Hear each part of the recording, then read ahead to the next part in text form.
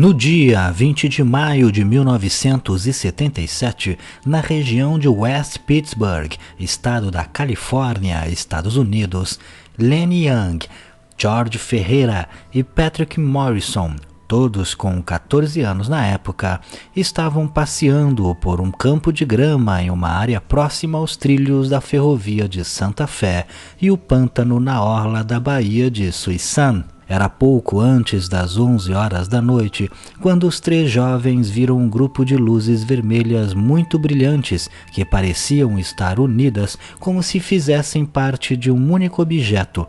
E em torno dessas luzes vermelhas havia uma luz azul, voando como um vagalume ao redor das luzes principais. As luzes pareciam distantes, a pelo menos uns 5 quilômetros de distância deles. E, de repente, em questão de segundos, o objeto disparou em direção a eles e pousou próximo aos jovens. Neste momento, eles puderam ver uma fileira de luzes quadradas, como se fossem janelas, sendo que uma dessas estruturas se destacava por ser maior que as outras. Apesar do objeto ser em formato de disco, em nenhum momento os três jovens em seu relato descrevem o objeto como um disco voador ou como algo alienígena. Eles descreveram apenas como um objeto redondo, porém plano. Em seguida, em meio à escuridão, eles viram três seres a uma distância de cerca de 50 metros deles. Os seres eram quase invisíveis à luz dos postes e da loja de conveniência que existia nas proximidades. Segundo os jovens, eles eram como sombras ou fumaça. Não tinham um rosto e não era possível para eles saber se os seres tinham ou não braços e pernas. Os seres possuíam cerca de 1,80 m de altura e pareciam não estar vestindo roupas. Segundo George, os seres eram humanoides, pois lembravam a forma humana, mas não tinham olhos e se moviam como robôs. Os três jovens, diante daquela visão, correram apavorados e em certo momento tiveram a impressão de que os seres conseguiram se aproximar bastante deles. Por fim, os jovens voltaram para suas casas e contaram o acontecido a seus pais, que por sua vez relataram que os jovens ficaram extremamente nervosos durante muito tempo. Alguns deles tinham pesadelos constantes, enquanto outros não queriam mais falar sobre o assunto. Os ufólogos que investigaram o incidente não conseguiram encontrar nada no local onde a nave supostamente havia pousado, nem marcas e nem sinais de qualquer coisa incomum. Ao serem entrevistados separadamente, os três jovens contaram exatamente a mesma coisa, com todos os detalhes e sem nenhuma contradição, o que deu credibilidade ao relato deles. Os jovens também contaram que estavam acostumados a andar pela região à noite e sabiam diferenciar muito bem uma pessoa andando na escuridão de um ser não humano. Neste caso, temos um relato intrigante que, se desconsiderado o objeto em forma de disco que os jovens viram, poderia ser muito bem um relato de fantasmas e não um relato ufológico. Devemos levar em consideração também que os jovens, por mais que estivessem acostumados com a região e com a escuridão dela, com certeza levaram um susto e, devido ao alto nível de estresse que devem ter sido submetidos, podem não ter conseguido ver muito bem os seres e terem tido a impressão de que eles eram como sombras. Alguns ufólogos alegam que este caso não pode ser considerado tão crível pelo fato de contar apenas com o relato dos jovens e nada mais, nenhuma marca ou evidência de que algo pousou ali.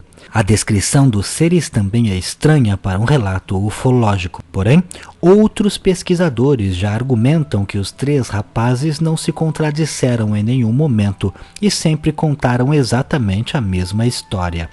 Também relataram muitos detalhes que em uma história inventada provavelmente não haveriam, ou traria contradições aos testemunhos quando questionados em separado, e este não foi o caso destes relatos.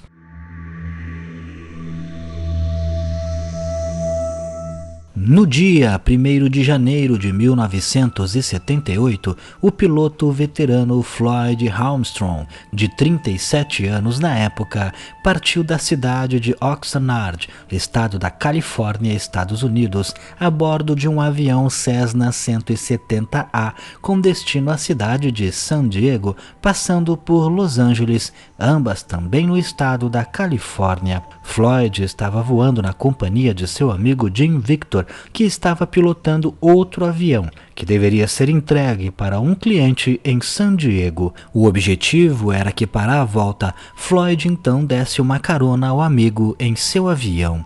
As duas aeronaves partiram por volta do 12h35 de Oxnard e, quando estavam próximas a Santa Mônica, viajando a cerca de 2.200 metros de altitude, Floyd estava procurando Jim, que viajava à sua frente, quando avistou um objeto que estava próximo a uma neblina localizada acima do aeroporto internacional de Los Angeles. A princípio, Floyd pensou que era Jim, mas logo percebeu que o objeto começou a aumentar de tamanho, indicando que estava se deslocando em direção a seu avião. Naquele momento, ele só conseguiu perceber que não era seu amigo e também que o objeto à sua frente não tinha asas.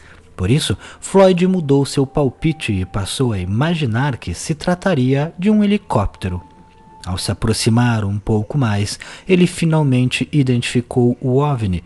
Não se tratava de um avião e tampouco de um helicóptero. Na verdade, o objeto era uma nave em forma de disco com cerca de 9 metros de diâmetro.